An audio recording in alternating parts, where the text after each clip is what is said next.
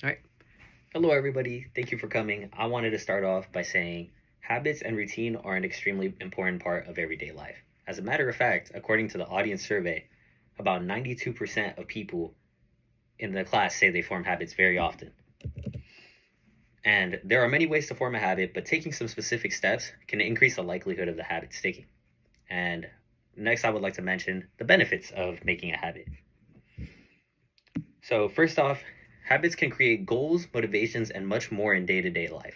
It's important to note not everybody has to make certain habits or keep a habit you originally wanted, but many habits are made to accomplish something throughout the day, such as running, working out, or even just watering some plants outside. Just something you want to do. And according to the magazine, The New York Times, there have been many cases of increased happiness and patience after forming or sticking with a habit.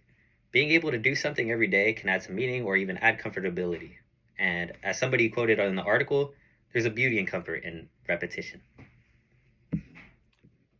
But now, a very important part of forming a habit is a start.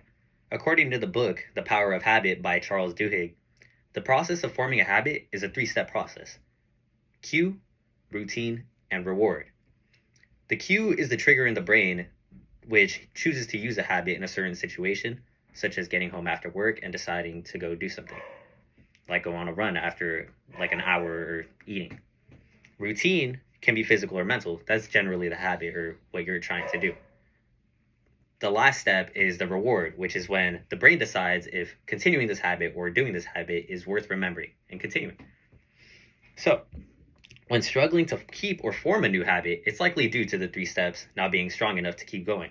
A proper cue ensures that the habit gets done, and such as putting on shoes before eating breakfast to remember to go on a run.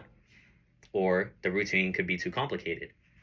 And then another thing that's more than likely the issue in most cases, I believe, is the habit could not be rewarding enough in the mind. When forming a habit, make sure to take these three steps and make sure they are all worth it in the mind.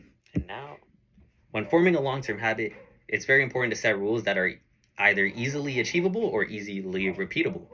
According to the British Journal of General Practice, health professionals follow a couple of rules when giving advice to clients. Setting rules that are easy to implement in your daily routine are often very successful. Once the habit and the rules are set, try to keep repeating the habit until it becomes a part of routine and automatic. And another example is, according to the New York Times, having a streak when starting a habit can be very helpful. A key point mentioned in the magazine is that streaks can be like a reward system, which is one of the three rules, actually. And the fear of losing a streak could potentially outweigh the feeling of not wanting to complete the habit or task.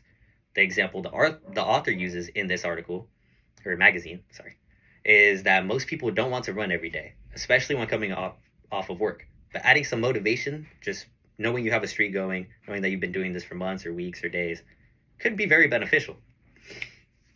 And now that we've talked about several ways to help build a habit, I would like to conclude and summarize the main points. Thank you.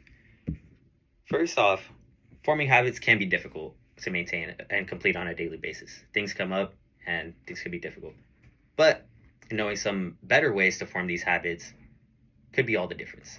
Try to keep the steps simple and easy to implement daily. Think about the three steps when you're forming a habit: cue, routine, and reward. And lastly, thank you everyone for listening, and I hope that these tips can help you in the future.